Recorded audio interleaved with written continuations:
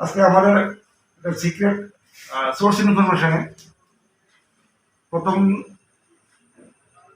একটা ইনফরমেশন আসে যে শিবনগর এরিয়াতে রামপদপাড়া ভিলেজ একটা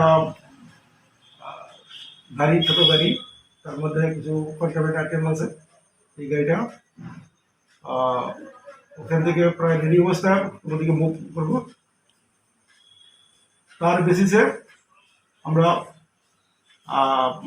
ওইখানে রিড করি। তারপরে কালাপাথর একটা জায়গা আছে, ওইখানে পৌঁছার পরে দেখা গেল গাড়িটা খুব স্পিডে শিবনগরের দিকে ঢুকলো।